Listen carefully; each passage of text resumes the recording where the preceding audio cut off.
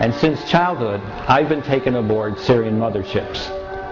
The reason was to train me to become a representative and messenger for the Galactic Federation of Light and for the Syrian Star Nation.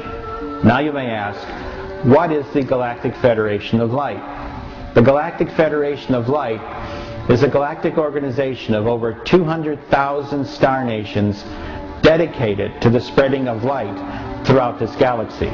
And you may ask, what is the Syrian Star Nation? The Syrian Star Nation is from the star Sirius, which is about 8.3 light years away from Earth, and if you will look up in the night skies, it is the brightest of all the stars.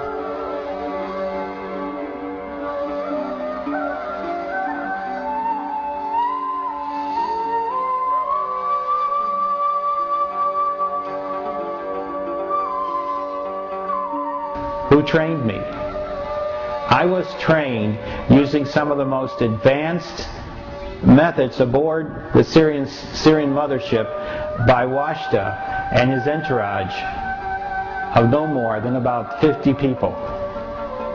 And now you may ask, what is it that I was studying? I studied Earth and galactic history, as well as all forms of science, including the ones I enjoyed the most, which was astrophysics and cosmology.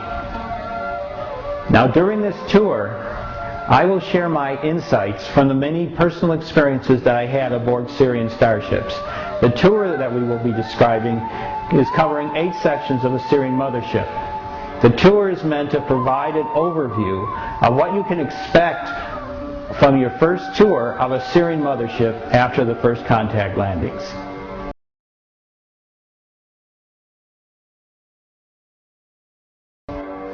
Now the key to all of this is the Umakdan, or the symbol of creation. Now when you walk around the ship, you'll see all kinds of sacred geometry being utilized, because the basis of their technology is what here on this planet we would call sacred geometry, the sacred solids, etc. Now the Umakdan was the most sacred of all. And so they told me right from the beginning that the Umakdan is the Galactic Federation symbol for the Syrian star system. It is an intensely activational emblem. And I found that to be interesting, because what it did was it brought you always into a period of peace and a period of complete and unbelievable calmness and joy. They are shaped like balls and are usually between 100 feet and 300 feet in diameter. They enter and exit from the hangars located at the top and bottom of the mothership's bulging midsection. Now the ship itself is roughly 300 miles across and approximately 100 miles tall. So it is very big. So now you just leave all those items at the door. You won't need these while you're on board the mothership, because your body's electromagnetic fields will be balanced automatically. You will temporarily experience excellent health and a strong, ailment-free body. When you leave the mothership, you must resume using these instruments and other implements back on Earth until the time comes for you to be healed. It's like walking on clouds. The floor's electromagnetic energy field raises up to meet your feet. So I would actually do this.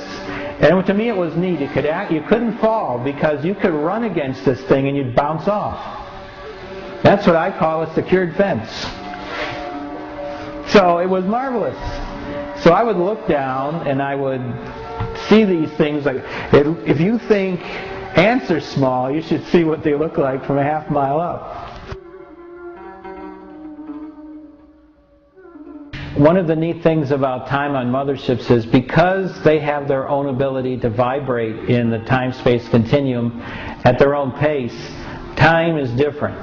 So to them, a day can be very fast or very slow, and they prefer, because of their joy, for days to last as long as possible, so they tend to make it longer.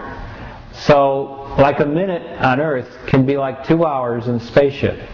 It has a marvelous Earth glow that goes from a nice, almost like royal atmospheric blue at the base up to a darker color as it moves up towards the edge of the atmosphere. So what you see is this amazing glow. And one of the things that I used to love, and matter of fact the most important things that I used to love when they let me see the windows, was to look at the planet and just see the glory and wonder and absolute mind-blowing beauty of planet Earth.